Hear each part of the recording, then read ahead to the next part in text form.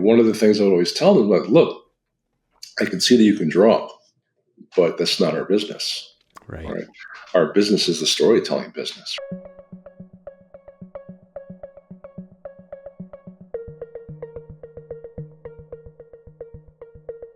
Welcome back to Direct Edition, a podcast about nothing and everything. I'm your host, Dave, and it is the season 4 finale. Friends, listeners, community members, enemies, thank you for coming along for the ride. 81st episode, and it's an amazing one.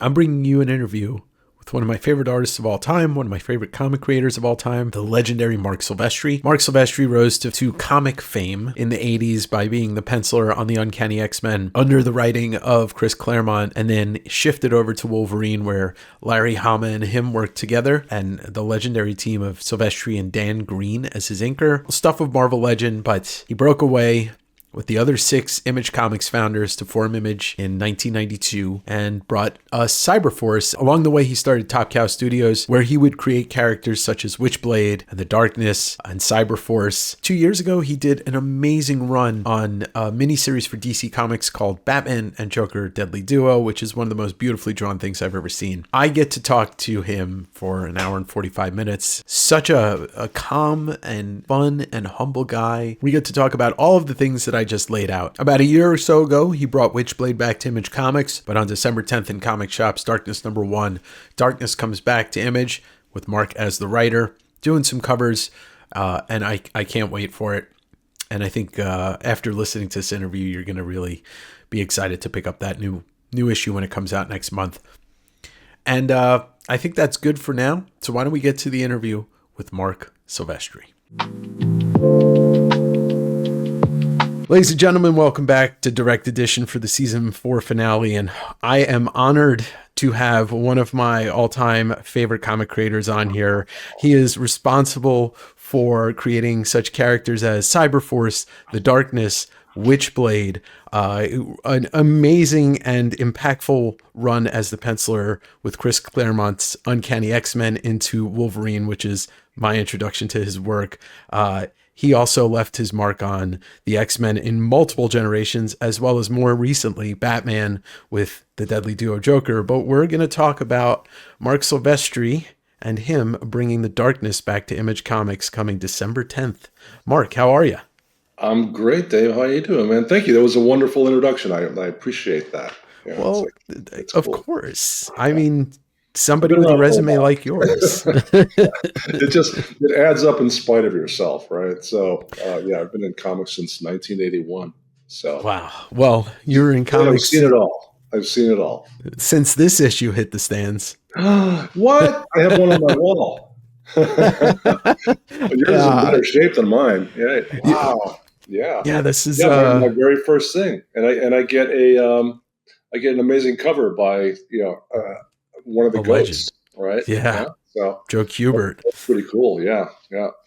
I do like to talk about, this podcast heavily centers around influences and, talking about where that comes from. And I did want to ask you, I know you mostly spent a lot of your childhood in Chicago, right? Yeah, I grew up there. I was born in Florida, but I grew up in Chicago, and I've lived out in LA, which is where I am now, since 1988. Oh, wow. So long time LA. In Chicago or even in Florida, do you remember your first exposure to comics, your first time reading them, and what was not Florida because I was just a kid, but in Chicago where I grew up, it's like full disclosure, right? Because I always tell people that it's just to give them perspective. It's like I grew up, I was a huge sci-fi fan, and fantasy and monsters type stuff, right? I'm 66, right? So I grew up in an era where, the giant bug movies were just starting to come on TV when I was a kid, right? It's like, and, I was just a kid when Star Trek came on. I was like, what? And I remember seeing 2001 in the theaters. Yeah. Right? Giant 70 millimeter print. It's like, oh my God. So I was like, I'm very, very affected by that. And I just love sci-fi. So that's what I grew up on, right? So I'm talking about movies and TV, right? Primarily movies that wound up on TV. Right? So, because we didn't have a lot of TV shows, I think, the audiences today, it's an embarrassment of riches, right? Oh, for sure. When I look back and I go, wow, I thought the $6 Million Man was badass. and I'll watch a YouTube clip now and I go, that's what we thought was so cool, right? It's like, oh my God, it's embarrassing. But it's all relative. It is. It's all relative. And so I didn't really grow up. This is where it's going to hurt. I didn't really grow up reading comics per se, or I should correct that, collecting comics. Sure. It's if I was taking the subway, and again, this Chicago, the L train, whatever, and there's a comic rack at the station. If I saw something that caught my eye, I'd cry to my mom, say, I want that. And she'd buy it just to keep me quiet for the ride, right? So yeah, I can remember one of the earliest books that I personally owned was because the cover was cool, right? And I knew these characters, right? Because they were famous, right? So it was the fastest man alive. It was a race between Superman and the Flash, right? It's like, oh, Mom! Yeah, and it was a self-contained story, right? So it's it kept me amused. And that's how that would happen early on. But my cousin, we're about the same age, a year older than me. He was a massive comic book collector. Oh, wow. Massive, right? He was the guy, I would break all my toys. And if we had the same kind of toys, he had them all pristine. That's a rare thing for that time. He probably still has his original Hot Wheels in perfect condition. Right? I broke them all the day I got them, right? Because I played with the damn things. But he, even at 10 years old or whatever it was, he had probably a couple thousand comic books, right? So they didn't live far away, so I would visit. And, we'd sometimes just sit around and read comics, right? Sure. So I would pull from those things, what looked cool to me, right? And there were certain artists that I was just drawn to, right? It's I was immediately drawn to Jack Kirby. Right. And my cousin couldn't understand that because he draws these square fingers. It was there was something inside of me that's I understood even at that age, the energy, right, that he was conveying. It didn't bother me that the anatomy was different than everyone else's, right? Because I felt the energy off those books, right? And it's that was probably, looking back, that's probably a very early indication of where I was headed. Right, because I just responded to that. So much energy. Yeah, right. It's and I understood that was important, right? More so than accurate drawing. Right. Right. Even at that age, it's the accurate drawing. That's cool because he was a big Neil Adams fan and all that stuff. And I thought, oh, this is cool. Neil Adams stuff's cool. And what artist isn't influenced by Neil Adams stuff, right? Guys like that, and Bernie Wrightson, of course, is oh my God, it's but the first time I actually ever felt anything art-wise, my mom, God bless her, she tried to bring culture into my life, right? So she would take me to the Art Institute of Chicago, which was beautiful place, right? I mean, that's a place. It's not the Louvre, but it's close, right? So, it's so she would take me, and I would see all these famous paintings by these famous artists, and I was like, oh, that's big. Cool. Can I go home and play with my toys, right? So she tried, but I never felt anything from it, right? But my brother, who's older than me, 11 years older, he kind of introduced me a lot to fantasy and sci-fi stuff, right? So he was a big Edgar Rice Burroughs fan.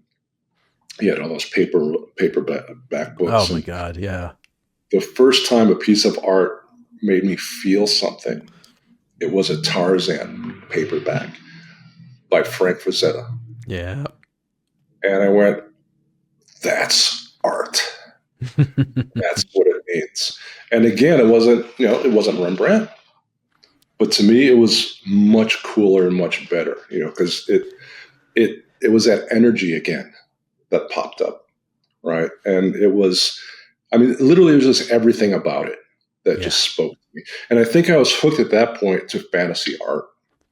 That makes sense. Right? So, those were my earliest influences, guys like Frazetta and illustrators like Norman Rockwell and J.C. Linebecker, people like that. So I had those kind of weird influences initially, And then when I started to get into comics a little bit more, that kind of then the Jack Kirby, and obviously people who look at my work, they can see John Buscema in there. Well, of course, right? yeah. That's the fundamentals, right? Which I always recommend to people. Say, look, maybe he's not the splashiest guy in the world, but that's not the point. Point is, he's not, right? So you look at him for his fundamentals because you can see it. It's there. It's not hidden by anything, right? It's like all of us noodly rendery guys, all right? We put all this stuff on there, and it's like it's window dressing, right? But in your window, if you've got nothing to sell, I don't care how much garbage you put in there, nobody's going to buy it. You need a mannequin to put the stuff on. Exactly. See, we're on the same metaphorical page here. So that I think John Buscema, and to my shame, I never got to meet him. But he's probably my main influence, along with Frank Frazetta. Those are my two artistic influences, right? And both of those really stick out. And it's funny that the Bernie thing, though, to me sticks out. Like anybody who cracks this open, you can see the Bernie influence immediately on this. But, that was one of the books that Bernie was part of, was House of Mystery. But even going forward to the artwork on Batman and Joker Deadly Duo, especially in the black and white issues that were released.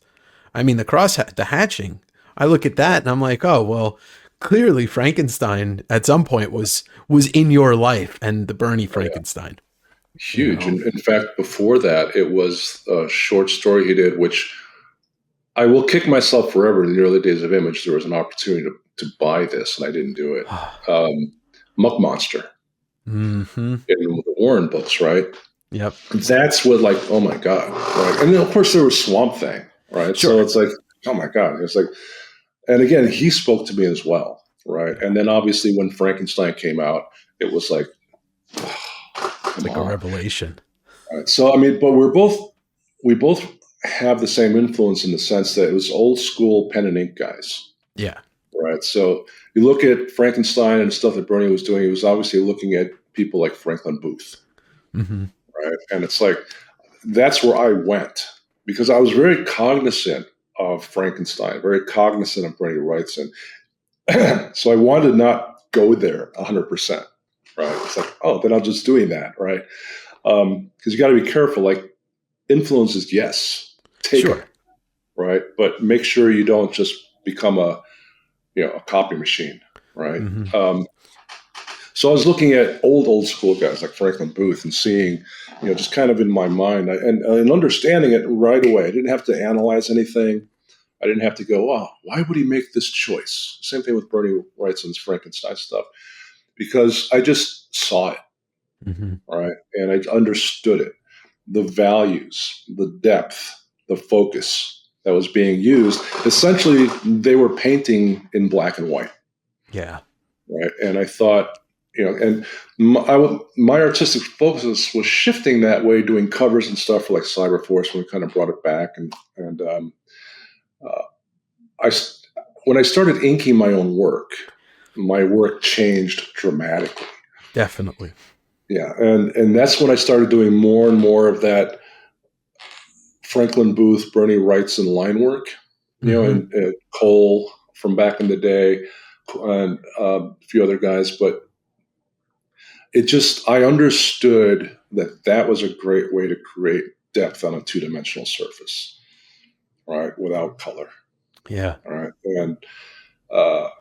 And to maintain focus. And I was thinking, especially when I was doing Batman, because I had the brilliant idea, like, wow, I wonder if I could do this cover style in interiors, right? And about halfway through the first issue, I just like, what the hell did I get myself into? It's like during the day, I have business to run, right? So it's like Batman became like this part-time project I was working on at night. Much to my wife's chagrin, I'd be coming to bed at 5 o'clock in the morning, right? And but I was compelled to do it, and I was having a lot of fun challenging myself. Right. Also, the fact that I hadn't done much writing before. Right. So I was challenging myself in two directions. It's like, oh, okay, how can I write an entertaining story and not embarrass myself, and give people their money's worth, and also draw it in a way that doesn't remind people of, oh, that's how he was drawing the X-Men 30-something years ago, right? Because I also felt like I wanted to change as an artist. I could tell you were having fun. I mean, it was a hell of a read, and I think it's grossly, it was underrated by anybody. You know, like DC didn't promote it the right way, but that's not either here or there. You could tell you were having fun on both the story and the drawing side. Like, I mean, I know it took you a bunch of years. 8, was it around 8 or so? By the time it started till it was finished, you know, when I pitched the idea and all that, and it went from, okay, my schedule is I could do this probably in 3 years, being, you know, optimistic, and it's like 8, right? So, oh my God. But yeah, I mean, everyone who saw it, they've been nothing but kind about it, right? So it's gorgeous. You know, thank you, I appreciate that. And again, it was fun, and it kind of put me on a new path, even because I enjoyed writing it so much that I'm doing more writing now, which you know led to my writing chores on the New Darkness relaunch. So it's like, oh, this is kind of fun and new. And again, it's like, as a creative person, if you stop challenging yourself and if you stop scaring yourself, you stagnate. And it's like, what is the point? You know, you're wasting whatever you were given. You're wasting it, right? Whatever you were given that makes you able to do that, you are wasting it. And you're wasting the time of the people that are following you and supporting you, right? It's like, because like, oh my God, it's like, I haven't changed. You know, you're going through the motions. Don't I care? Don't I care enough to like try? It's like, and I tell people this all the time. It's not like we're athletes. There's no physical shelf life on us, you know, unless something happens. But right, and you get real old, you can't do things. But so there's really no excuse other than you just don't want to, right? You don't want to challenge yourself. But I wanted to challenge myself, right? And the results is like, you know, I can look at those pages and go, wow, that was a lot of work in there. And it's like, but I understood why I was doing what I was doing. Right.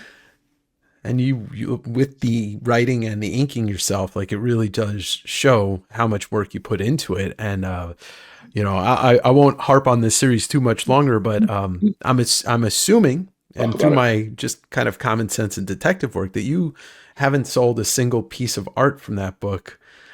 So can we get a full-sized artist edition of all 8 issues, please? Yeah, it was 7 issues, 7.5. Seven. Last issue was double size, so it was like 7.5. I've been, I think Scott Dunbar has he's asked me about it. I think I had that conversation, but I would love it, you know. And it's funny because I was talking on another podcast and I mentioned this. So I've been doing this for, you know, since the Stone Age, right? So, and you know, and artists out there will understand. It's like sometimes you're drawing something that's just not adding up, right? It's like you don't know what it is, and I get obsessive when something doesn't work. It's hard for me to move on. Sure. Right? I think Mike Mignola is like that too. It's like, you know, he'll erase complete covers or throw them away because they're just not working. And it goes back to my roots. And I think just how I see things. But, you know, someone like the classic illustrators of like J.C. Leyendecker and, you know, the GOAT, Frank Frazetta, the one thing that they always, aside from just the lushness and the, in their own way, the perfectionism, right? Even though Frazetta's work was much looser and freer, right? So, but it was perfect in that way. Yes. It all boiled down to composition. Always. So he was a master of it. Yeah, and it didn't matter what was going on. It could be as detailed as you want, you know, both of them, as using them as examples. And same thing with Bernie Wrightson. But your eye always went to the right place. And there were never any tangents. Right. So, which drives me crazy because I see that all the time. Illustrators like that. And it's why there's the GOAT, right, is why there is Frazetta, and then everyone behind him who is influenced by him, including myself, is just a pretender, right? Yeah. Yes, do your best. Do your best, right? And it's your best is like, oh, that's great. Just do your best. But you will always see the gap, right? It's like being at the base of Mount Everest and being at the peak of Mount Everest, right? Yeah. So, but it was always about the composition. So, I was just kind of going along. I'm always cognizant of that, right? It's like, regardless of how much work and detail I put in, it's like, okay, if the composition isn't working in the layout phase, it's just not going to work. But sometimes something happens to your brain, right? So just like going along, and there's this one page. And if we do an artist edition, I'm going to have both versions of it printed. Oh, right? Wow. So the printed version of this page is correct, right? It is the version that I woke up and went, this is the page. This is how it should have been drawn, right? But here's the thing, right? It's like I've made mistakes in a panel, right? And it's like, okay, well, it should be the other way. This is the first time in all my years of being in this business that I literally drew the entire page backwards, right? It's like, it was bugging me, but I had to move on, right? I just had to keep going, right? But it was bugging me. It's like, what the hell's wrong with this page? Because I also I think I'm a pretty decent storyteller, right? Yes. So that is the main thing that we do in this business, right? Sure, draw your pretty pictures, but you have to tell a story. Right? So, and I think it's probably because my love of movies and all that stuff. But it's like, and I put stuff on the computer. I'm old school. I draw all pen and ink, right? So, but I scan stuff on the computer, obviously, and sometimes I double check my work. It's like, so I was looking at the page. I was like, okay, this one panel stood out that was really bugging me, right? It was the character was moving the wrong way, right? It was moving right to left rather than left to right.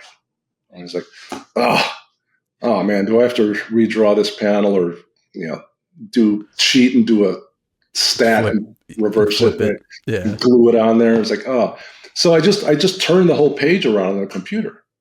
And that's it. That's the page. It's like, it's a multi-panel page. It's not like a splash. Right. So the whole thing flips. Everything was reversed. And it's like, that tells the story. Right. Hey. So I'm going to have both versions printed so people can see as an example of how that can happen. Right. And the importance of telling a story the right way. Right. And suddenly I was fine. Right. Because it literally 100% added up. Right. Like, that's what I meant to do in the first place. So that's crazy. One of those things that I probably didn't notice until maybe 15 or 20 years into reading comics, that sometimes I wasn't enjoying a book because of that, because of panel layout and page turns didn't make sense. As a kid, I was just like, oh, I don't get it. I just don't get it. But there are some books that I won't name that I read that are very good, but every once in a while, the page layout makes no sense, and I have no clue of what just happened in those story beats. And that's, when we don't have the studio anymore, but, for years and years, we had a working student. Yeah.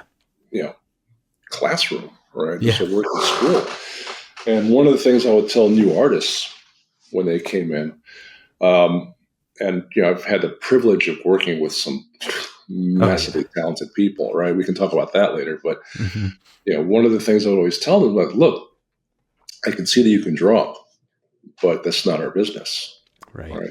Our business is the storytelling business, right? Comics are a unique medium, unlike anything else, because it's not passive like watching a movie, where you are literally being told what to think, visually and audibly, right? And it's not a novel where you're being described what's happening and your brain fills in the pictures, right? It's a hybrid of both, right? So you have to provide words and pictures, but they're not moving, right? So there's a gap between each panel. Yeah. You have to make sure that your reader fills in without thinking about it, right? So the minute that gap stops the reader, and they have to think about what happened between panel 2 and panel 3. If they have to think about it, you messed up. You lost them, yeah. Them, right? And that includes panel layout or page layouts and everything, right? So, and your choices of what to put in those panels. Sure, the 90s were very bombastic, and we got carried away. Right? It's like insane, right? And there are ways you can combine those two. Like I tried to do that in Batman, right? Combining the old school, pen and ink illustration with contemporary superhero stuff.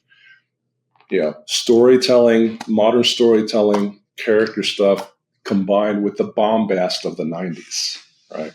That's what I was trying for in Batman. It worked. Joker. Oh, thank you. Yeah, it's like, and I'm glad that it did. So I made sure, like, okay, here's the shot, right? Here's the double pager. Here's the big Batman. Here's the whatever it was. But I always made sure it was in service of character and plot. Yeah, right? I mean, so you never had to stop. No, right? And you even had in that first book, you have that one page where there's, I think, one word of dialogue, and it's the two of them in the interrogation room, and Joker's got the mask on, and it's just like, yeah, this is, I so many people have said it, and if you can tell a story or a page or whatever without any dialogue, and it makes sense, then that's perfect. Yeah. From there, there's instances where that speaks way more than dialogue. Right? And I love people that can do that. Mobius used to be able to do that really well. Yeah. There's artists that can just do that. Well, Larry Hama with the silent issue of G.I. Joe, and there's no dialogue in that, and I mean that's considered one of the greatest comic books of all time, single issue wise. And I loved working with Larry, by the way. Yes, yeah, well, that stuff too. So I often ask people if they ever got involved in any self-published or zine work, and I don't think I've ever seen anything that you had done before you went to DC, but did you have any zine, friends that were doing zines, or did you do anything that you just made on your own and threw out there? Yeah, my brother always wanted to write comics, right? So, and I kind of had a knack for drawing. I never took it seriously. I never thought that's where I was going to go. Right? I took art class in high school because it was easy. Right? I even got the job in comics because I thought it'd be easy. Wow, you draw pictures all day long at home and they send you a check. Wow, I'll take it. But we did like a short 5 or 6 page comic, right? That came up with the story, and I drew it. And I think we sent it to Marvel, and we got a rejection for it, right? So, like, okay, well, whatever. But I used that years later in a portfolio that got me the gig. Not years later, but a few years later. Sure. That got me the gig for DC, right? So that was my only experience comic-y at all, right? Okay. But that was it. It seems to sometimes be a regional thing. Like the zine stuff really happens on the West Coast a lot, and you see, obviously it kind of spurns from the underground movement, which so pivotal for comics. And speaking of that first issue you did with DC is also a pretty seminal issue for 2 reasons: your first work and the first book that Karen Berger ever published, and she, I believe, is the first female editor period in comics. Oh, nice. Okay. Yeah. Okay. I didn't realize that was her first. Wow, that's cool. Yeah. So, those books were a great place to learn, right? Because nobody bought them, right? So it's like you could screw up all day long. It's like nobody cared, but yeah. And they're looked back fondly because DC would publish horror stuff that nobody else was really doing at the time, because Marvel was doing the reprints of the Golden Age, the Atlas stuff, but it wasn't new. So skipping ahead to Marvel, which is, where most people my age, I'll be 46 in 8 days. Like most people my age discover your work somewhere between the Uncanny X-Men and the Wolverine run. And to me, I was thinking about it, I was reflecting on it, how, your Wolverine is the character I grew up loving, and, you're my guy, you're my artist, and X-Men. Appreciate it. Thank you. And you get to work with Claremont and then Larry Hama, and also, form this working partnership with Dan Green. And it's, for I don't know, 2, 5, 6 years of people, that is their introduction to the characters and the writers and stuff. So I did want to ask, how did you get the job with Marvel? Like, was there something involving, did you pitch to Shooter? Was Shooter the guy who hired you? Or was it Claremont? Yeah, it was, I had been working at DC for a year doing those, short stories, right? And those anthology books like Weird War and, House of Mystery and Haunted, whatever those books were. And, I got that gig in Chicago at Chicago Convention, which was downtown. Conventions back then were much different than they are today. Oh, of course. So I'd gotten hired back then at DC. I showed my portfolio. That's a whole other story. But the next year I went back that same convention, and Jim Shooter was there. And I don't remember if he knew who I was or whatever, but I showed him my portfolio real quick, and I showed him the published DC comics.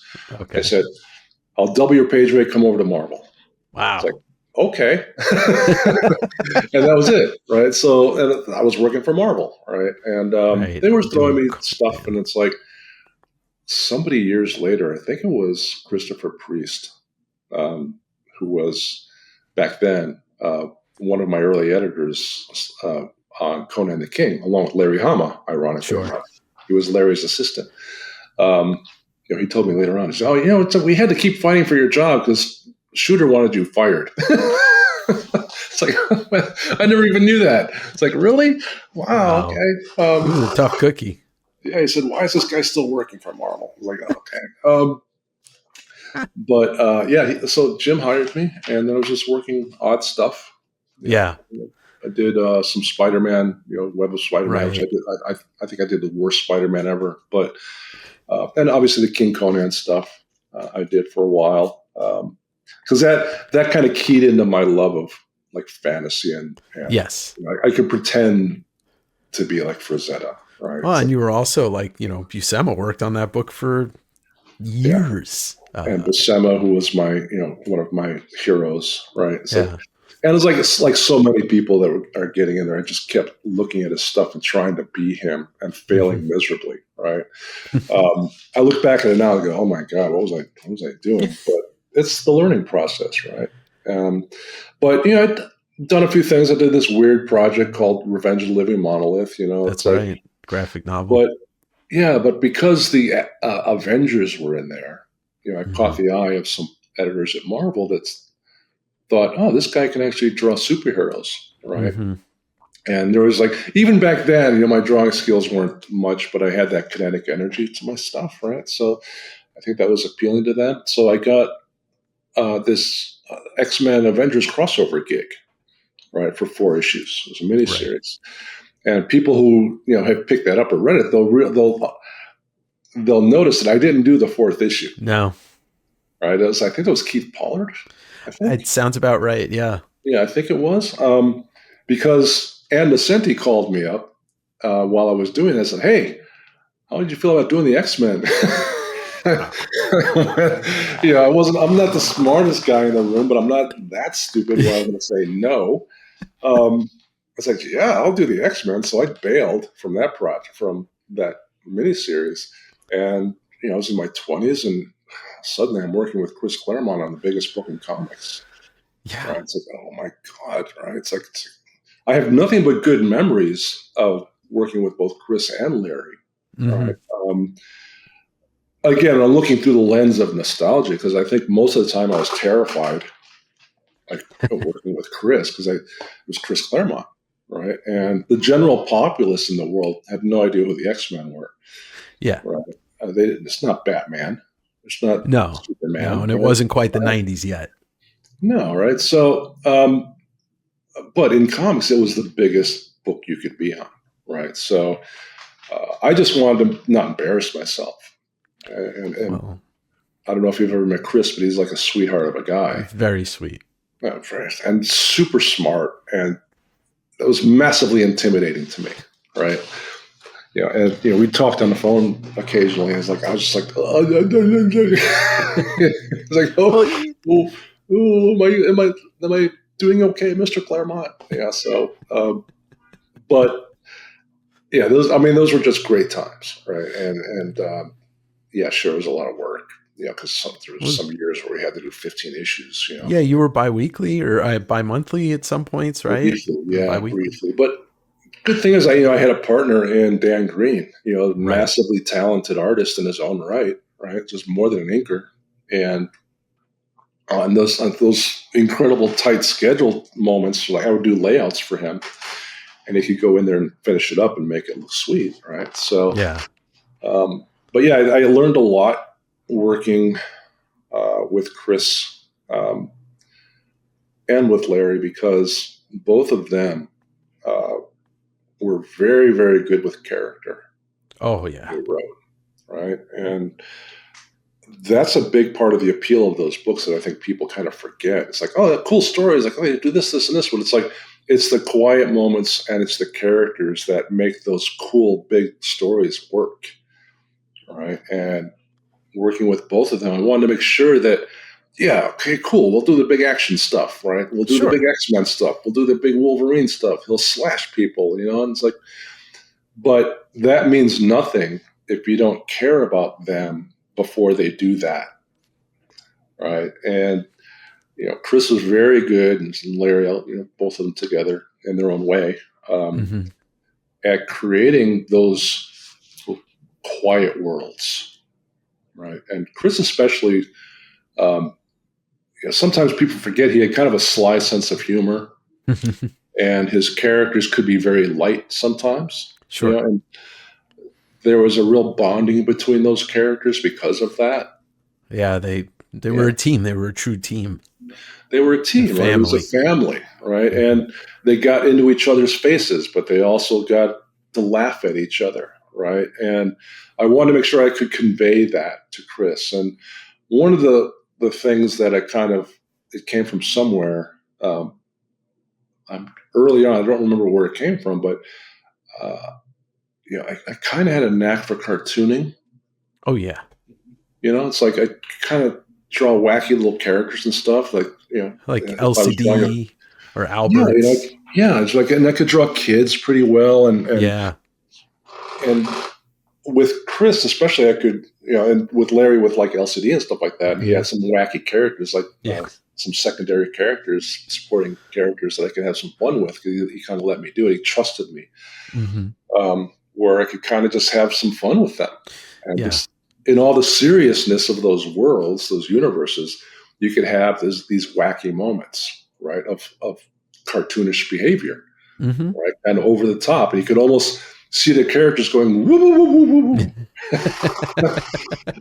But those were important, right? Sure, and it was a part of what I could do that I wasn't really conscious of until I was doing it, right? Because it just kind of came out, and I think that also came through even on my more serious stuff, right? It's like that feeling of I'll just keep using the term cartoonishness. It's like it, to a certain degree, kind of kept my characters kinetic and rubbery.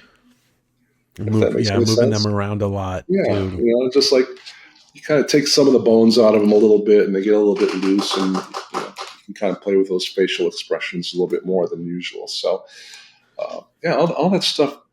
Working with those writers taught me to really explore that. Like, I think also in that era, late 80s into the early 90s, things were a little bit better. There was a lot more there was a lot more pop culture that was positive and energetic than maybe, what would come in 10, 15 years later when things got a little bit darker. But, I think it's something I asked Eric Larson about that era. It seemed that you all were reflecting too a lot of MTV culture and the action movies, the big budget action flicks, and that stuff really was all cartoony. It was in its own way. I mean, Schwarzenegger movies, as big and crazy as they were cartoony. And actually, it's one thing I wanted to ask you about. 1987, you did the Commando mini comic, right? I did. I still have some of those pages. Oh my God. I mean, that's like one of the greatest action movies of all time. And to find out that you worked on that with what is it, Hilary Barta? Yeah, Hilary Barta somehow got that gig. I said, "Hey, do you want to draw this where it goes in the toy? A little mini comic goes in the toy." I was like, okay. I don't even know why I said yes, but it's like I guess I needed to work or something. But we shared a studio for a little while together. Right. Yeah, great guy. I don't know if you ever met him. He inked some of your X-Men books too, yes, or at least one or two, right? While we were together, yeah. It's like great guy, you know. So, but yeah, we did that, which was weird. But no, you're right. I mean, you look at Die Hard. Oh yeah, right. 1988. There's tons of humor in Die Hard. Yeah, right. It's almost glib, right? It's almost like they're winking to the audience for sure. But it's hardcore action, right? Yeah, people are getting killed constantly, and there's danger. But you know, and the casting of Bruce Willis, you know, showing his comedy chops, right? Yeah, and, you're right. You know, there was a lightness to it, mm-hmm. and you know, and I think you could see that since you bring it up in this context, you could see that in the X-Men, in Chris's X-Men. Sure. Right. You can see that lightness. It's like you can see that, yes, this is dramatic, but we're having some fun here. Right. I think that's why it spoke to the masses of comic book readers. And then eventually, you know, come 92 with the animated series, the video game, like mass marketed to my generation. Yeah. And it was still, it's something that's beautiful about the X-Men and what Chris built. It had a message. It had inclusiveness. It was built in the face of prejudiceness for people, but it included humor, and it you could take it at two different levels, face level and also the deeper meaning of what he was trying to do. Yeah. So, you know, it's like he knew how to convey a message without hitting somebody over the head with a hammer. Yeah. And that's how you convey a message, right? You have to make sure that whatever you want to say, right? It's like it could be absorbed openly, right? Yeah. It's like you're not putting someone on the defensive by telling them what your opinion, right? It's like, okay, well, it's in the story. So he was really good at that. Yeah, I mean, it's just all good memories. You know, it's like crazy days, obviously, which would lead to crazier days. Yeah. But yeah, I mean, again, it's one of those things where one thing just led to the other, to the other, to the other, right? Yeah. So all of it had all those pieces of the universal puzzle. You know, my little piece of the universe. One had to happen before the other. Right? Of course. And they just did, right? So last thing on the on just the Marvel Wolverine side, something that's been pointed out, noticed, I just wanted to ask you about. Mike Mignola became a big influence during those days of Wolverine, and he, you know, you guys are colleagues, contemporaries. I mean, but he's one of those guys, like people talk about Michael Golden and Art Adams, and Mignola was one of those guys that I guess you were looking at, and those books were special because that influence was in there. Yeah, you could see that I was like trying things when I went to do Wolverine with Larry, right? And you know, I look back at this stuff. It's like, and I knew that I was trying things back then. Sure, I was constantly trying things because you have to, right? You got to challenge yourself, and you got to like read the room. Yeah. Right. And certainly the room was telling me, oh, this Art Adams guy who influenced this Jim Lee guy, this is what readers want. Right. So I was doing more and more of that kind of stuff, varying levels of success. Right. So, but Mike Mignola, who I'm a massive fan of that guy, massive. And you know, I've had the good fortune to meet him a few times. But again, he's like that guy there. And I tried this with obviously the John Buscema influence, but also the Walt Simonson. I love Walt Simonson, right? But only Walt Simonson, he can be like Walt Simonson. You know, you try to do that, and it's like, oh my God! But I can see it. I can see what I was doing. Right? I look back at those pages, and I'm going, these little itty bitty heads that I was drawing. because I didn't get what he was doing, right? It's like, but I loved the energy of it, Yeah. right? And the storytelling of it, It was right? And it's like amazing. the Thor stuff he was doing is like, are you kidding me, right? And Mike Mignola was that way for me too. It's like his influence, you could see, was similar in the sense that obviously Frank Frazetta was a big deal for him, right? And it's like you could see that in his compositions, right? And it's like and I really just loved his comic work. And back then, this was before Hellboy or anything like that. Yeah. It's like I remember it's like people didn't quite understand when he did superhero stuff. No, right? Because it wasn't really the perfect match with him. Yeah. No, because the shapes were different. They were weird shapes. Yeah, but it worked when he created the world. So when Hellboy happened, it just all clicked, right? That's why only he can really draw Hellboy. There's a few people out there that I've seen this, that's a cool Hellboy, right? Yeah. There's only one Mike Mignola for Hellboy that can do that world, right? I still to this day think he's one of the most talented creators our medium has ever seen, right? Bar none. So I tried to incorporate, I'll put my Mignola hat on because I'm a big fan. It's like I put my Buscema hat was always on. Mm-hmm. I'll just put on my Art Adams hat, But it created your language. Like, yeah.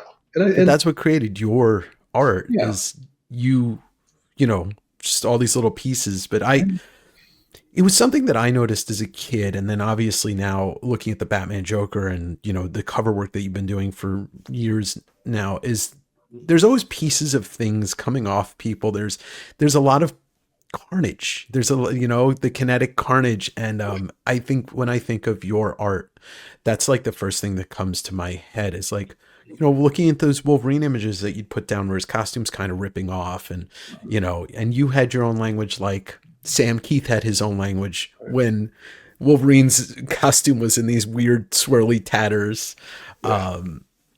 And so that's just, but going back and looking at those issues now after reading comics for 30 years after the fact and seeing, that Mignola influence, I was like, yeah, this makes sense. And it's, you can see it in there. Yeah. Yeah. And all the stuff you just described all goes under the category of energy, right? Because we do deal in a static medium. Right. So that goes back to what we were talking about, filling the gap between those two panels mentally. You also have to give the illusion of movement, even when it's still. So that's another thing that my inking style kind of gravitated towards is that, and manga artists have always been really good at this. Right? Oh, yeah. I'm not a big fan of motion lines, per se. Like just to kind of show, I need to show lines going that I'm going to pick up this coffee cup. Well, I mean, if you need to show lines to do that, you didn't really do your job, right? And I'm guilty of that because that was a thing, right? But the action lines are different, right? Like in the background and all that stuff, right? It's like, or do I have that reverse? Motion lines, action lines, whatever it is. But that's where all the streaking in the background would come from. Right? Yeah. And, that's the motion, right? But that would keep your brain occupied. It would give the illusion that something is moving. It tricks it tricks your brain into that.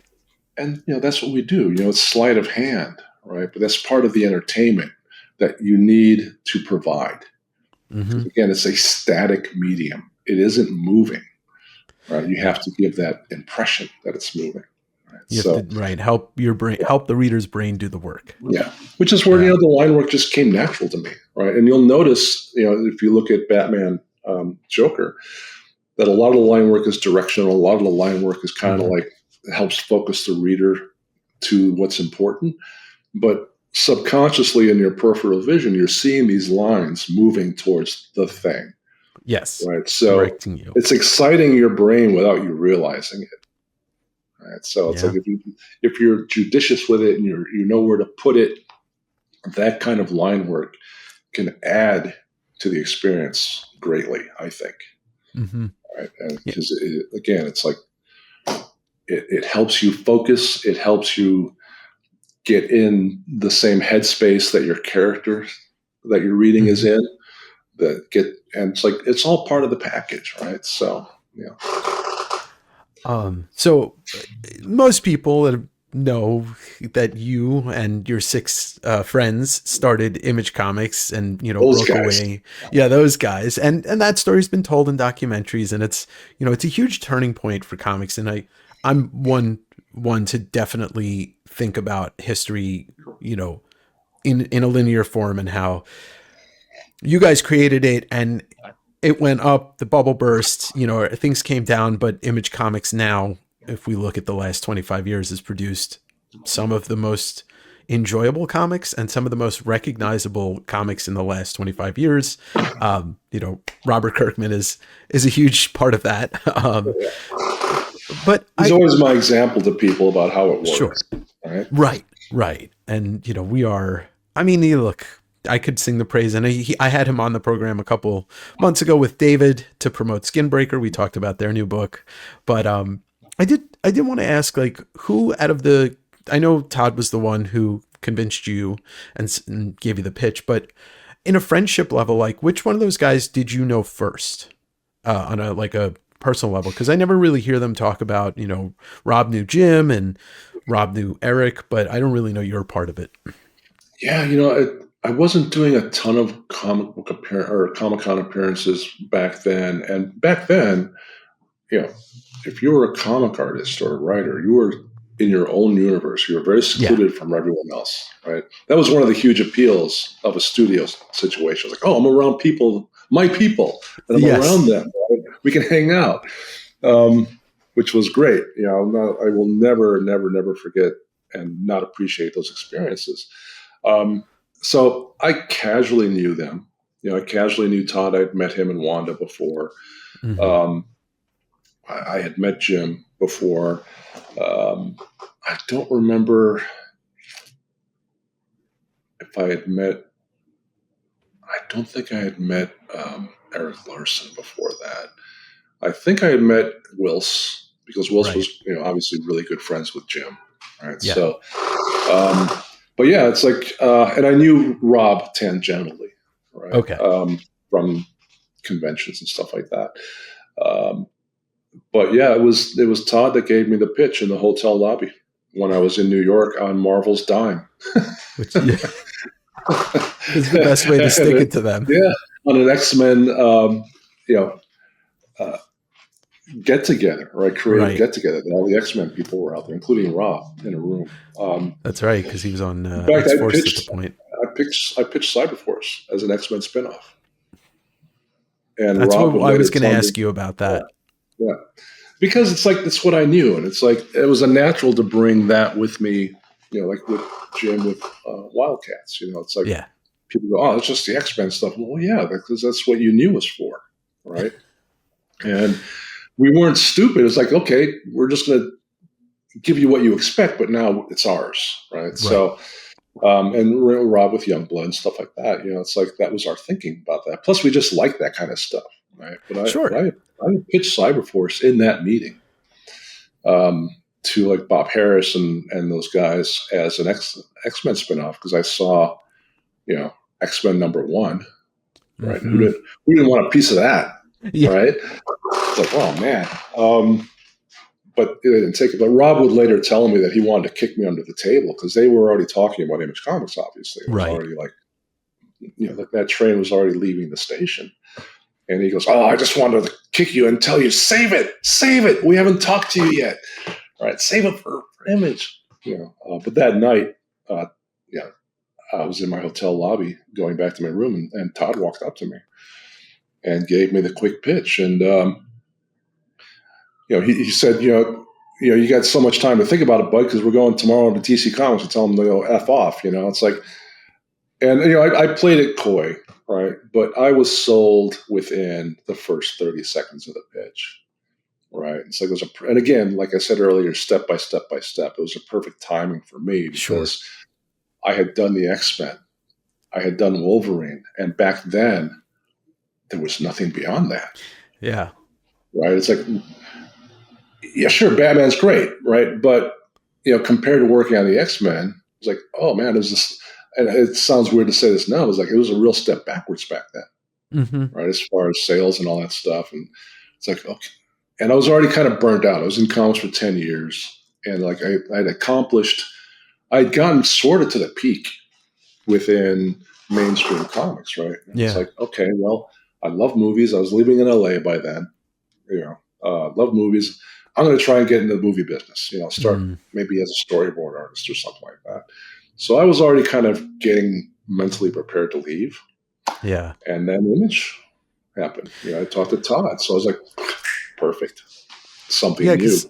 Everybody was at the top of their game. Like you guys couldn't have gone any higher. Like, oh, they could have shook it up and switched you and put you on X-Men and Jim on Spider-Man and but it wouldn't have mattered.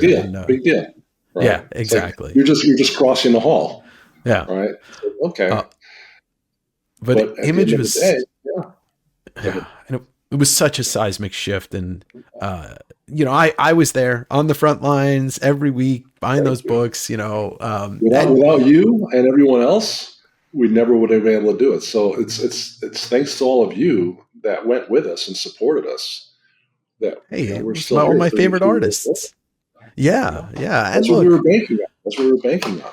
Yeah. Right? And it worked. And, I don't blame, I never think about like, I blame the artists and the writers for the bubble bursting. Like it's a natural thing when people get into a hobby for monetary purposes only. It happened with trading cards. It happened with all this stuff. But to me, I look at the positive on without Image, who knows what the indie comic scene looks like in the last 30 years. I wouldn't have Invincible. I wouldn't have Saga. I wouldn't have a lot of these books that I think about being some of the best things I've read. So that's a big deal to me. Yeah. And for me, there would be no Cyberforce. There'd be no Darkness. There'd be no Witchblade. Todd, there'd be no Spawn, because Marvel and DC were never going to publish those books. No, right? no. So, for us, and again, it's thanks to all of you that made it possible. It was, especially for me personally, and for everyone, all of us who went there, was that we had our own reasons, but the base reason was we wanted to control our own destiny, right? And we hated to be told no, right? And I think, and I tell people this all the time, I think the thing that Image did, because there were indie publishers and there was creator ownership out there. There was Dark Horse and there was some other out there. So it existed already, right? And Frank Miller was out there doing his thing, but he was Frank Miller, right? Other people tried it, but the key was always not just one, not just two, but 7 of us. Yeah. That 7 people who mattered in that business did it. That's what the seismic shift was about. And what we did, we didn't create creator ownership. We didn't do that. No. We mainstreamed it and made it comfortable. We made it accessible. We made it safe. That's what we did to creator ownership, is we gave it a safe haven. Yeah. Right. Which is why that business model has not changed in 33 years. Somebody comes to Image Comics with their project, they own it still to this day, right? That was rule number 1. Yeah. Right? And it's like, I think probably that's the thing that, I don't know all of us, but certainly a few of us, me included, that's what we're most proud of, right? Is that we created that safe haven, right? And it took a while for people to kind of come on board to that. We were actually shocked, and I think a lot of people don't realize this because we got a lot of crap for like, oh, there's no writers with Image Comics. You guys are a bunch of, artist doofuses, right? It's like, we asked. We offered. It was open to everyone. Alan Moore jumped on board. I mean, you guys did have Alan Moore for a while. As partnerships. As partnerships, I see. The partnership was open. Sure. Right, to bring people in. Right, but nobody wanted any part of it. right? In fact, some people were really like verbally against it, which was kind of a surprise. It's like, really? Okay. Well, I mean, I think as public consumers of art, when somebody breaks a system that's been built up for, at that point, comics and Marvel and DC been around 45, 50 years or whatever, 40 years. When somebody breaks a system, the old guard is like, no, you can't do it this way. I mean, I think about music and what Napster did to disrupt and what Sean Parker did, and whether people fall on the side of it was wrong, it was right. The record companies, it exposed the record industry for being the exploiters that they were for the artists. And we see more and more every day. I mean, Marvel has done a lot to push away people from ever wanting to return. And, I mean, Rob is one of the most vocal people about that. Yeah. But it's the business model. It is. They could never become us, right? It would be stupid. We have a stupid business model. Yes, right? 100%. It's not a business model, right? But what it is, it's an open door, right? And it allows us. It allows us to be free, right? It allows Todd to do what he wants with Spawn and own Spawn. It allows me to own the properties that we've created, right? And it's like, do what I want with them. It allows Robert Kirkman, much to my chagrin, he owns all of that. Right? Yeah. And he loves to tease us like, wow, I would have made a deal with you guys you wanted. God damn it. He loves to say that, right? So it's like, but, we've been blessed that we've been able to do all kinds of really interesting things over the years that never would have happened if, still be working on the X-Men or whatever it was. It's like, could never have done TV shows or movies or anime, video games. Video games. Like that never just would have happened, right? And we made a lot of mistakes, but because of people like you supporting us, we were able to, right? And somebody had asked me before I did an interview. It's like I was asked at a convention, and he was on stage interviewing some TV stars or some TV writers, and he had been done, and I was walking backstage behind there in the hallway, and he stopped me. He had recognized me. He's like, "Oh, let me introduce such a great guy," and it's like, and he had one question for me, right? And he goes, "I always wanted, if you don't mind, it's like I just want to ask you a question." And later on, we did an actual proper interview some other time, but he goes, "I just wanted to ask you, it's like, looking back, was there anything that you would have done differently at the beginning of Image Comics?" And I said, and this was an honest answer, so I said, no. Right? And it's literally because if we knew what we were doing, if we knew how to run businesses, if we knew how that worked, we never would have done it. Sure. Image wouldn't have existed, right? Because it made no sense, right? Yeah, so financially, right? Yeah. So it's like, we made tons of mistakes. Well, we made those mistakes because we were able to, right? And we made them because we didn't know better, right? So that's where the magic kind of happened, right? It's like, because we didn't know that we shouldn't do that. Right. Because we didn't have that corporate mentality. It was no longer like Todd starting a toy company. Were you crazy? Are you on crack? It was like funny until we saw that the first prototype of the Spawn figure. It was like, right. This guy's serious, right? This is cool, right? We've never seen anything like that, right? He changed it. He changed toys. Todd changed two industries. Yeah, it's incredible. Two massive industries forever. And he lives not far from me, and my wife Bridget and his wife Wanda are really, really good friends. And so we hang out and stuff like that. And I tell people this, and you've had him on the show. I'm sure you already know this, but he's one of the smartest people I've ever met. Just innately savvy. Oh my gosh! Right? Just light years ahead of most people. All right, as far as and it's just the way his mind works. Right? It's like it's not even a conscious effort. it's just there, right? And it's like, I think I learned more from Todd than pretty much anybody else in this whole business, right? As far as just like doing things, right? So, yeah, I mean, the whole ride has been incredible. Yeah. Yeah. And Yeah. Just we're incredible. still going. We're still Yeah. going. So getting into Image, aside from the homage studios and stuff, where does the name, first off, where does the name Top Cow come from? And was that just like your natural thing is like, okay, everybody's starting studios.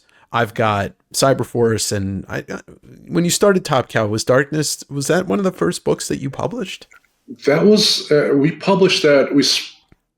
We launched that out of Witchblade, right? Okay. So Witchblade, which right, comes from Psyblade She, then Darkness. The concept of the darkness, the concept of it actually came before. That came when I was down in San Diego, still part of Homage Studios. But we just never got around to it, right? But it was always, again, because I grew up with horror, old school monster movies. And, Dracula was like the coolest to me, right? So I was always fascinated by the idea of somebody who was so powerful in the dark was helpless in the light, right? It's like, wow, imagine taking that and putting it in a superhero, right? So I was always fascinated by that, but we just didn't get around to it. But just, be careful when you're drinking. Maybe a company. That's one for the kids. Just be careful about making big decisions if you had too much wine, right? And for a while, we actually tried to change it, right? For a while, it was actually Ballistic Studios. I do remember that. Right? Remember that? Yeah. It said Ballistic Studios, and I was like, oh, that's a much cooler comic book name, right? But then this logo came in from I guess we had put out feelers. It's like, come up with something for Top Cow Productions, right? And this logo came in, and it was the globe with the udders and the lightning bolt. And everybody looked at this and go, wow, that's really cool. It's like, wow, people remember that, right? So, okay, well, I guess I'm stuck with Top Cow, right? Kind of worked out for I'm you. not a dairy farmer, right? It's like I'm in comics, right? So, yeah, it just kind of stuck, right? But, and oh man, your studio is, it was definitely you were finding talent and you were, nurturing that talent. I mean, David Finch, Mike Turner, rest in peace, Mike Turner, a good friend of mine, Joe Benitez, Matt Banning, Billy Tan, like all of these people, and Top Cow. Oh my gosh. I mean, it's amazing, with somebody like, like Finch and Turner, coming out. Like I remember seeing both of their work separately at the first time and knowing that you were attached to all this stuff. And I'm like, man, they're just like every book you look at was amazing to look at. Incredible. And, Top Cow, for people listening, responsible for Darkness, Witchblade. You guys got the Tomb Raider license, which those books were, amazing to look at and at the perfect time for, people my age. Fathom. That's another one that started with you, right? Yep. Yeah. When you first started Top Cow, was the idea to try and how were you finding people? Were you having submissions? Yeah, submissions, and obviously we didn't have the internet back then, right? So there was no. So it was like we had to do like old school contacting people. Hey, you happen to have a number of like whatever? It's like, and we're very active in getting portfolio reviews at conventions, right? And looking at people, and when Image blew up, people started sending us work or samples, right? These were young people, right? Sure. Who probably thought, oh, I could never, ever, ever either go to Marvel or DC, or they were just huge fans of us. Right. Sure. So, these are the people I want to work with. And I think we had put the word out there that we were looking for new talent. Right. That makes sense. That combined with the fact that because of support from all of you, the fans, we were able to pay much more than Marvel or DC. Right. So, famously crazy numbers. It's like I look back and I go, wow, no wonder we got into some trouble. Right. So, but comics is hard work, and we were able to pay artists and writers what they were worth, right? So, Yeah. and beyond, right? They were making way more than any attorney was ever making, right? So, Right. The word got out very quickly, right? It's like, oh, okay, you want to make a living, go to these guys, right? So we were getting submissions from people and then recommendations. And in the case of like Mike Turner, he was found by David Wohl at San Diego. Right. David, he showed David his portfolio. And I was looking for a background person to help me out because I knew a book that we were doing that was coming out called The Darkness. I was going to need help. Mm-hmm. I had all this other stuff going on with Image, all right, Top Cow rather, so, and it was so funny because Mike's a perfect example, and I can tell you this story because we all know where he wound up artistically, right? Oh, and yeah. the levels he achieved, and the legacy he left with Top Cow. But when David Wohl came up to me, this is when we were in Santa Monica in California. And we had this 2-story office space, and all the offices were upstairs, administrative stuff and all the studio stuff, coloring, and the artist pit were like Dave Finch and all Billy Tan, and everyone was hanging out. And I had a table down there, and we had Brian Haberlin running the color department along with Peter Steigerwall, and it's like just the talent in that place. It was like amazing to walk in there at 12 o'clock at night. And these people are all just making comics. Come on. It's so cool. Are you kidding me? Just imagine that in your head. Just all drawing comics or playing video games. Bunch of nerds doing nerd stuff in the best way possible. All together in the middle of the night, right? It's like, I said, oh, yeah, just downstairs there's a guy waiting to show you his portfolio. Saw him in San Diego. I was like, oh, okay. And, he showed me the portfolio. I was like, and I can say this now, right? But it was one of the worst portfolios I'd ever seen. It was the most amateur crap ever, right? Like ever. Like, oh my goodness, this is going to hurt, but okay. And here's the thing. And anyone who had met Mike Turner, like, he's just like a great guy. Yeah. Right? It's like you just wanted to hang around him, right? He's just a great guy. And so I met him right away. It's like, wow, I really like this guy. This is going to suck. He was like waiting on tables. He was from San Diego.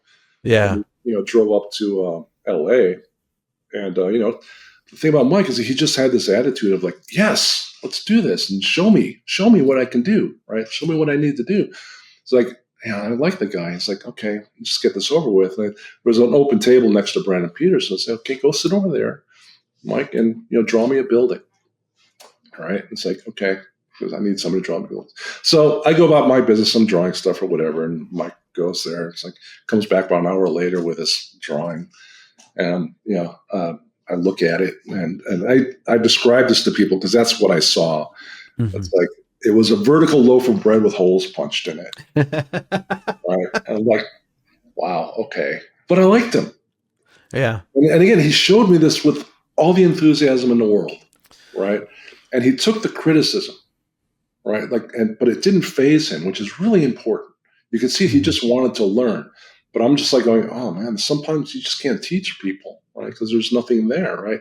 So I just went, I'll take one more shot and then I'll just say goodbye. And it's like, so back then, kids, you don't know, maybe you've never heard of this, but we had bookshelves, right? There were books on shelves. I know it's crazy. Yes. That existed, right? And we had a big shelf full of reference books, right? And it's like I went to this reference book of like photos of New York architecture. Right? Sure. So I went real quick through it, and I found the most New Yorky building I could find with all the cool, stuff. Bricks, molding, and all this cool stuff. I'm going to just get this over with, right? And it's just like, Mike, draw me this building. I said, okay, cool. Same attitude. Went back to his table. I went back to my work, whatever I was doing. It's like a couple hours later, he comes by and he's like, oh, yeah, I'm done. Right? It's like, I'm going, all right, let's get this over with, right? And again, I liked him a lot, right? Yeah. And I felt bad. So, with the same attitude, no difference from when he showed me the loaf of bread, right? And I sent it back to the table. And he showed me this, and I'm looking at it going, and I'm looking at the drawing, and I'm looking at him. I'm looking at the drawing. because it was one of the best buildings I'd ever seen drawn. Wow. Right? And I said, Mike, how the hell did you do this? And it just, again, nothing, no big deal. Just a matter of fact answer. Said, well, nobody ever told me to use reference before. And I went, oh, are you kidding me? So it's like, and back then we were doing trading cards, right? Because people love trading cards. And it was a great place for, artists coming up to learn, right? And so we just started giving my trading cards, and every damn card that came in was better than the one before. I'm going, I've never seen this before, right? And everyone in the studio, artists and editorial, every color, it's like every time something would come in from Mike, it'd be like, ooh, right? It's like, oh my God. And we gave him this miniseries, Ballistic miniseries, yes, the Ballistic character. And every page that was coming in, I was like, oh my God, who is this guy?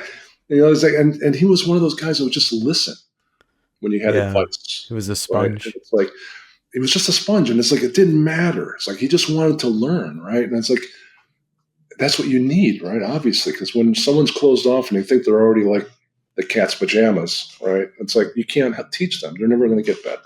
Yeah. Right? But Mike was open to everything, and watching him progress so quickly was just a marvel, right? And at that time, there was this thing going around, and Billy Tucci was kind of showing people that, there's this property that, female character. It's like, back then it's got the label of bad girls. All right. Yeah. But, Marvel wasn't going to do anything with female characters, and,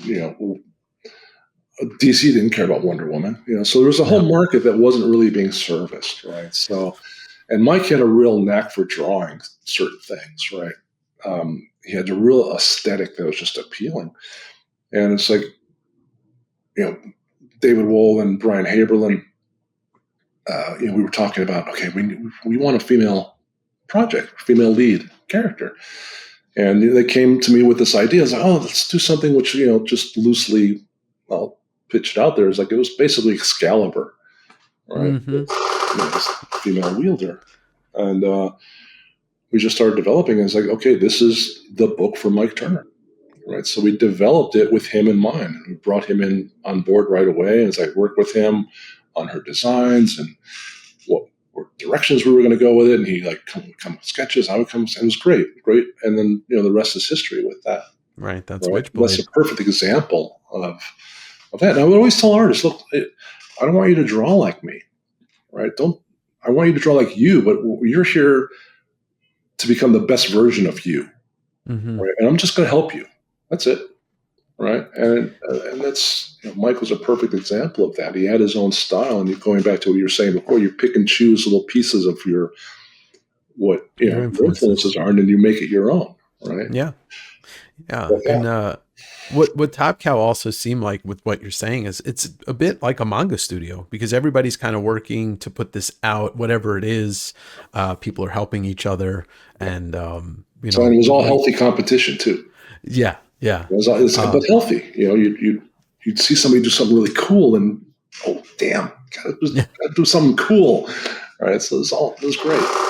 Yeah. I mean, you inked Joe's first story, the Weapon Zero, right? The 3-pager on Art of Homage. I think so. Yeah. I actually, foggy, but I own actually one of the 3 pages. No way. Yeah. Great. I'm trying to track down the other 2. So one day maybe. Joe's amazing. Yes. And one of the best designers out there, I think. Oh yeah. Right. Yeah. It's like just his design aesthetic and the way that his mind works. It's like, wow, this is just, everything was just cool. Right? This looked cool. Right. Did you encourage people to really refine their penciling? Because I look at your pencils, I look at Joe's pencils, I've seen some of Mike's pencils and David's pencils, and some of the tightest pencil work I've ever seen on artists comes from Top Cow. Yeah, I think so. Right. It's like, back then it's like, it's becoming less and less common now, but back then there's pencils and inkers and pencilers and inkers, right? It was a team, right? Now you got people are working digitally. It's like, they just all one-stop shopping. Right. Yeah. So, and I think as an artist, a penciler, you want to give your inker as much of you as possible, right? You want to, like Joe's ink pencils are actually very loose. Are they? I feel like they got tighter. Yeah. Maybe in the early days, right? But when he was paired with someone like Peter, some work with Bat, but like Joe Weems, right? Oh, Joe Weems just had a way of interpreting Joe better than anybody else, right? So that was a great team up. I always thought, right? The Joes. Yeah, the Joes. But yeah, it's like I don't know if that wasn't something that was taught, right? Yeah, I think it was just something that happened through osmosis, right? And just a penciler's need, unless you're John Buscema, he just like, do his layouts for, and just whoever inked it, right? And they put their own spin on it, but the foundation was always so solid it didn't matter, right? Just looked great. I think that's where it came from. But it wasn't something that I went, you must have pencil tight. Right. Okay. I was just curious because I love seeing the original artwork. So December 10th, we've got Darkness coming back. About a little over a year ago, you relaunched Witchblade with Marguerite Bennett writing, and you're going to be doing the writing on Darkness. First question I have is, any specific seismic shift in your creativity that you decided to do all this in the last, year, bring these two characters back, which were, the two biggest characters to come from Top Cow, and spawning TV, epic video games, manga, anime. I mean, Witchblade and Darkness both have their place for comic fans, and the fan base for both seem very much dedicated, and everything that comes out, it's like they're excited for. You did the omnibus reissues, the Kickstarters and all that. So what was there a genesis of just like, one day you were like, I'm going to do this? Yeah. I mean, it was time. We had taken some time off from those characters, and those are our Halo characters, right? But like in the case of like Witchblade and Darkness, I think a question of timing and a question of, really just focusing the time to make it right and finding the right, creative teams to do that. Like with Witchblade, I actually pitched it to her in a car on the way to a hotel from the convention we were both staying at. Yeah. But she was on a short list when we were thinking about relaunching, right? And it took us a while because COVID hit and all that crap. It's like, oh my goodness. So a lot of things were like, whoa, what's going on? But she was a huge fan of the character, which helps. And she's a very talented writer, which helps. Right. Yes. And she's a wonderful collaborator. We do these Zooms and we're just talking about where we're going. Right. she's terrific that way. Right. I love working with her. But with Witchblade and the Darkness, we had the same thing where it's not a reboot. Right. It's a relaunch, right? So one thing that just really annoys me is, especially like in film or whatever, is when, you get this creative person who comes in and is like, I'm doing my vision of it. Like, okay, it's like, screw you, right? Screw you, fans. Like, this is my version of this character. It's like, that's not what I'm about. First of all, I'm a fan of comics, right? And these are some of my favorite characters. Darkness is my favorite character. And it's like, no, it's like we don't want to reinvent the wheel here, right? So you don't want to. It's like Superman comes from Krypton. Krypton blew up. He landed in a cornfield and was raised by the world's greatest foster parents, right? Yes. And kryptonite sucks for him, right? That's his origin. You don't mess with that, right? No, those are basics. Yeah, that's it. It's like you don't want to betray the people that put their trust in you, right? And those are the people like yourself, the fans who support us, right? So it's like. This is Sarah Pizzini in Witchblade. We recognize her. We just made some changes here and there, right? But there's Kenneth Irons, there's Ian Nottingham. These are your favorite characters. They're still in that sphere, right? She's a cop. She does detective stuff. We're going to add a little bit of spice to that, but it's her. You recognize it, right? And then we just go off in new directions, but it's still her. We're still honoring who she is as a character that people love. Right. Same thing with the Darkness. Like when I was when we wanted to relaunch that because of the success of Witchblade, bringing this guy back is perfect timing, right? And plus, I love his character, and I was inspired after doing Batman to do more writing. So people like that. I think they're going to really like The Darkness. And I was like going, okay, because in my brain first going, okay, we're rebooting this character. So I was like going in these weird directions. I'm an old school guy. I write on pads first before I go to the computer. So I have all these pads and all these like directions of taking Jackie new. And I kept going back to like, this is not him, right? It's not who people fell in love with, right? So I kept coming back and I went, you know what? Screw that. This is Jack Estacado. This is who he is. And this is who people want him to be, right? Mm-hmm. But it's, he first hit the stands 30 years ago. A lot has changed in the world, right? So you have to adapt and you have to respect that, but you have to respect that character, right? Yeah. Just bring that character into, contemporary world, contemporary life. So I went back. So people who pick up The Darkness, who are old school fans, they will recognize issue number 1, right? Mm-hmm. I didn't reinvent anything. What I'm adding is I'm seeding in some what I hope to be depth to the character, right? That, again, without slowing anything down, without like being ponderous with backstory, just giving him a little something extra to hint there's going to be more to Jackie than there has been in the past, right? There's going to be more to the Angelus than there has been in the past. There's going to be more to Sonatine than there has been in the past, right? So the thing about that's fascinating about Jackie, right, is he's a true anti-hero. Sure. Right? Like, heroes are great, and everyone knows what a hero is. Captain America's a hero. Wonder Woman's a hero. Batman, no, not Batman. Batman's kind of a hero. Superman's a hero. Yeah. Batman's tweaked. But they just do the right thing inherently. They don't question it. They don't worry about their own safety. Right? They don't care about their self-preservation. Right? They are selfless. Jackie is not that person. Right? Yeah. When we meet him. And it's not his fault. That's what's interesting about him.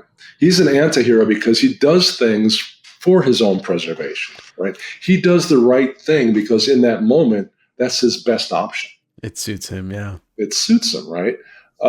So I kind of was envisioning like, okay, this is Breaking Bad in reverse, right? Because, and I'm going to play with these themes a lot. Again, it's in the interest of story and character, right? He's a classic case of nature versus nurture, right? He didn't have a choice when we meet him. He was raised to be a wielder of the most evil force in nature. And the darkness is a force of nature. It's, I'm going to explore these themes. That's really kind of what we're made of, right? It's like that's the building blocks, because it's the most aggressive thing. It's like in Jurassic Park, life finds a way. Well, how does it find a way? Because it doesn't give a shit how you feel. No, right? No. And that's what keeps going. Yeah, that's what the darkness is. It doesn't care how you feel, right? It has to keep doing this. And this is the power that he finds himself with against his will, right? So, he's raised to be a wielder of this. And the only way you can become a wielder of this horrible force is you have to become a horrible person, right? So he's raised by mobsters that encourage him to kill people. Yeah. Right. And I'm going to play with this a lot too, because, Jackie has some severe daddy issues when he starts to realize where he came from. Right. And how he was gifted this curse by being born. Right. Well, who's the a-hole that did that to me? Right. And we're going to explore that stuff a lot too. So, and again, Jackie's never going to not be a badass. Yeah. He will always shred things. He will always be wielding his subconscious, which is this darkness, right? It's what we all have inside of us. It's our id, but it's manifest horribly, right? Right. He's going to have to deal with that, right? And for me, it's like, okay, here's a guy who, in spite of himself, was raised to be this wielder of this horrible power. And Jackie, what's fascinating to me about this character, this is, I think, the big difference moving forward, is that his biggest fear in life is that somewhere deep inside, he's actually a good person. Mm-hmm. Right? Because if he was a good person, how could he be who he is? How could he be who the only person he's ever known? How could that person possibly be good? And that would throw everything out of kilter for him. Right? So that's the thing here. And that's why something creeps in once in a while that he does the right thing. And he goes, why did I do that? It's like, I just screwed myself even more, right? Yeah. But it was the right thing. And those are the themes that I'm going to play with in here. And again, the first issue will be very familiar to people that have read Darkness before. Issues 2, 3, and 4, they're going to start to see, wait a minute, this is different. Mm-hmm. Right? The relationship that the Angelus has with Jackie is going to be much deeper than it was.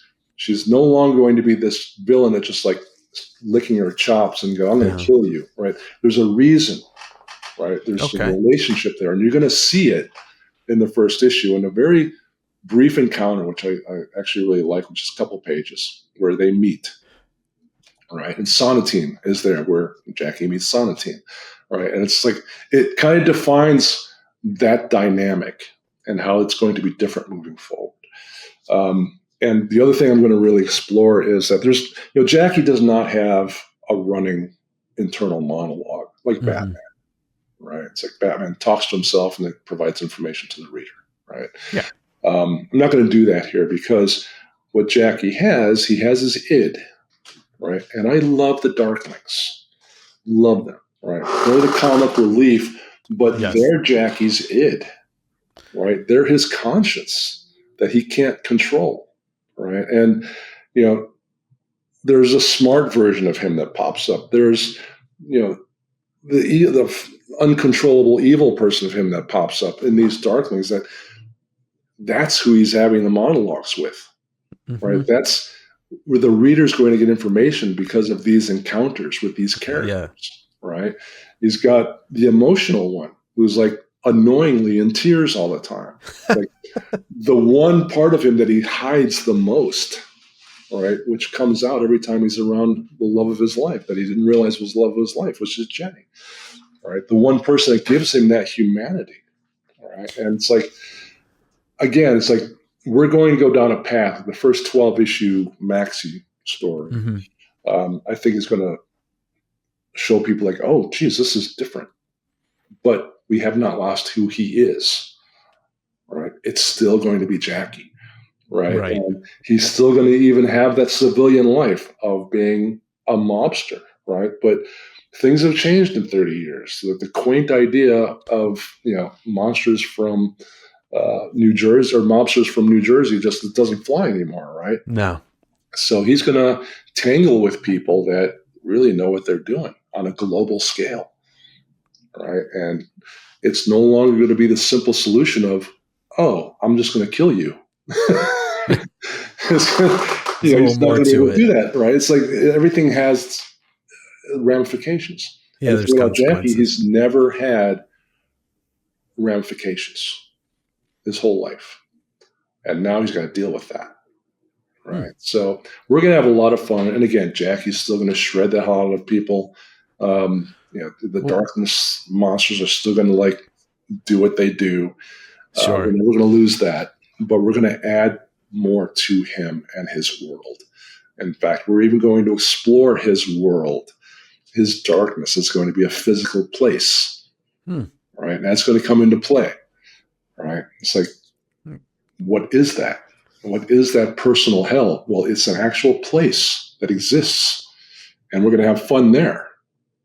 Right, so a lot of cool stuff coming. So first issue is going to be penciled by Ed Bennis, and then Raymond Gay is taking over. Is he the penciler for the remainder of those? Yeah, moving forward. I mean, it's like I think in today's world, it's unrealistic to think that someone can just maintain a monthly. And I think people are used to that. But for us, it's like we found a couple of teams that we can use that are kind of like similar aesthetically, right?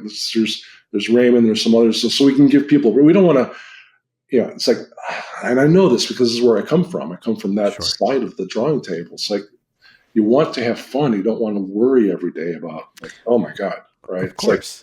It's like, I don't want to stress people out. I want them to do their best work and enjoy it, right? So we're going to make it so that the fans are going, oh, okay, that artist is perfect for the darkness. I'm happy, right? Well, like you said, people are getting used to it.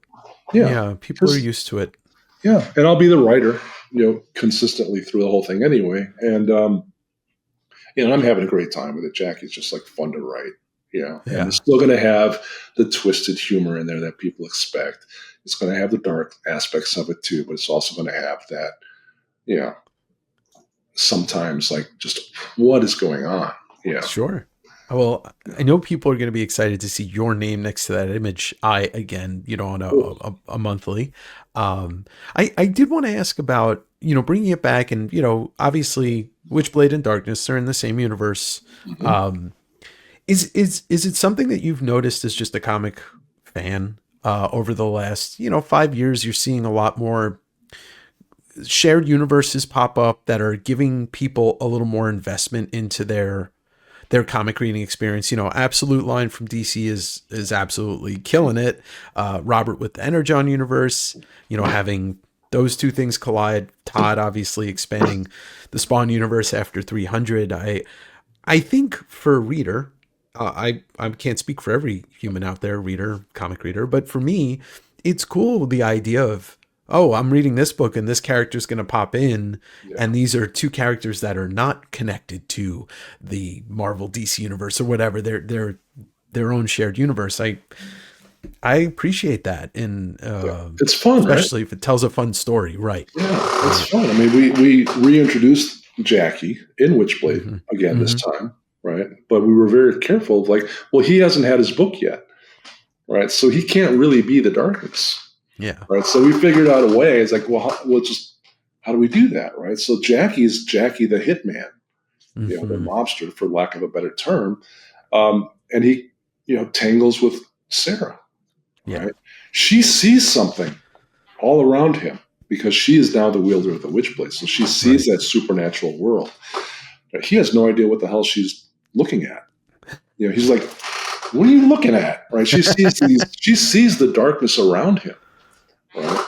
So we just wanted to reintroduce him into her world to the readers. Right. Like, oh, this is what's coming. Some foreshadowing. He doesn't know it yet. Yeah, he doesn't know it yet, but he's screwed. Yeah. Right? And Sarah doesn't know it yet. Right. What that really means, because she's just now starting to embrace her responsibility, moving forward. I mean, she is the balance between light and dark. Right. Sure. Which is why we do have that costume change, which is, her costume is now black, right? With lightness coming out of it. Like, well, what does that tell you? Well, because now she is both for the first time, the first wielder of her type to become truly both, right? Which makes her extra special, right?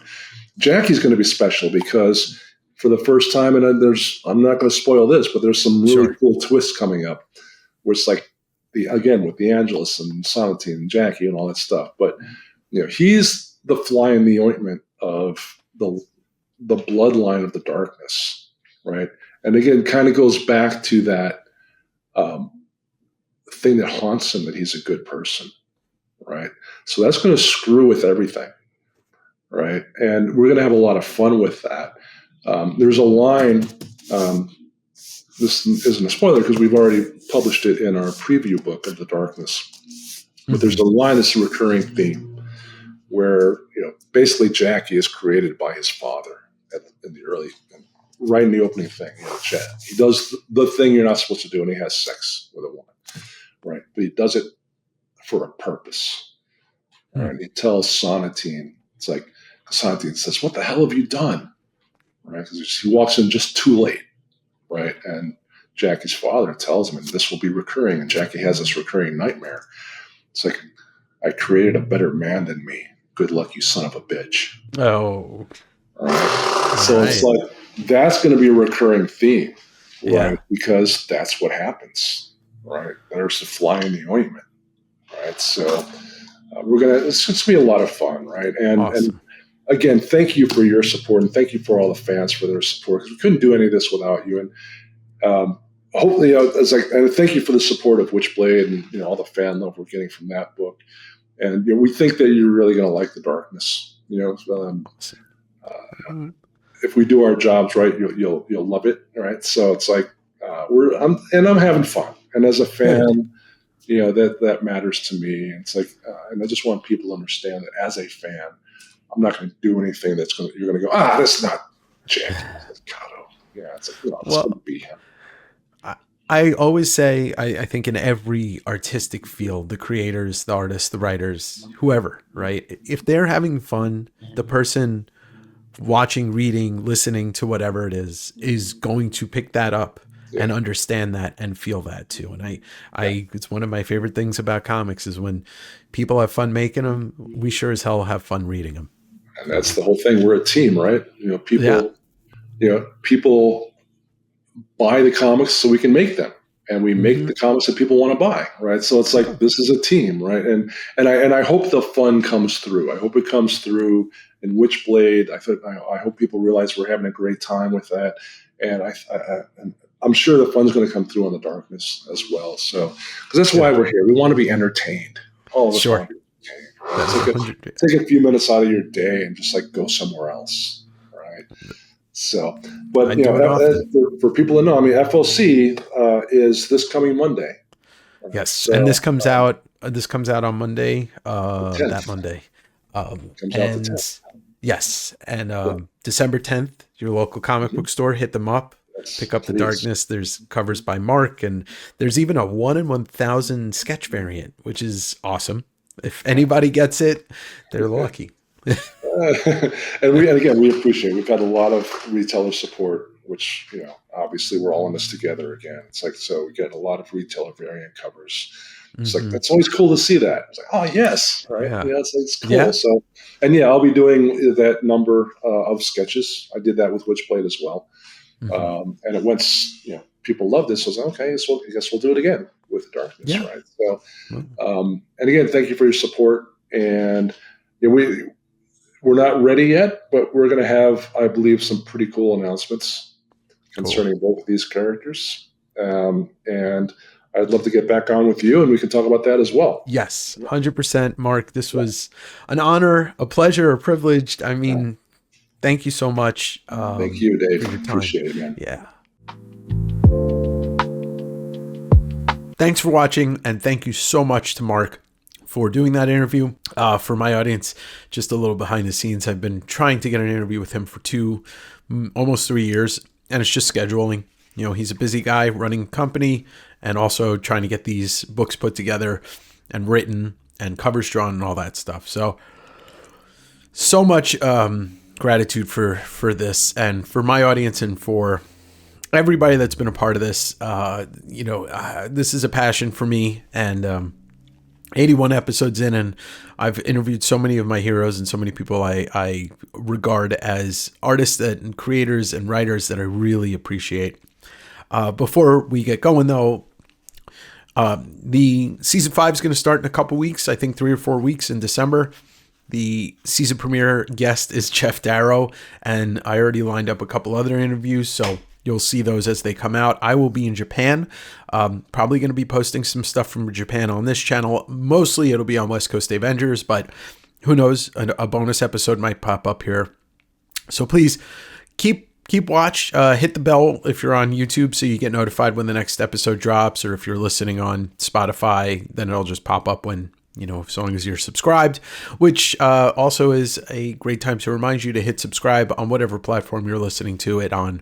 And if you are happy with what you hear, please rate and review on Spotify and Apple, or hit the like button and drop a comment on YouTube. Anything that you can do, my audience, to engage with this helps grow it and bring it to new subscribers. I do have a Patreon, which helps support this channel and West Coast Davengers. We've got a commercial for that coming up on the way right before the show ends. So please watch it. It's funny. And, I like it. Anyway, thank you so much. Don't forget, The Darkness #1 comes out December 10th. Final cutoff is, I think, the day you're hearing this. So call your comic shop up, message your comic shop manager, or whoever it is. Just get the book. Reserve it. Do your thing. Thank you so much. My name is Dave. This is Direct Edition, and I'll see you season 5.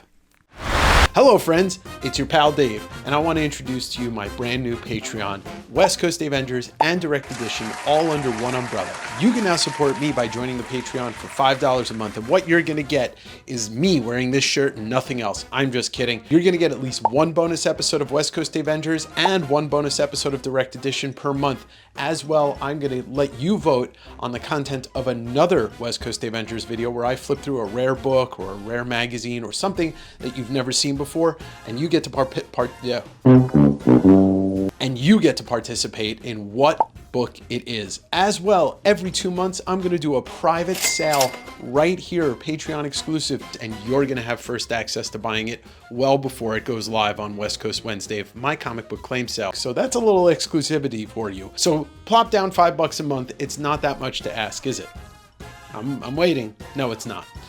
For $5 a month, you can help support and grow this community while we do some great things together.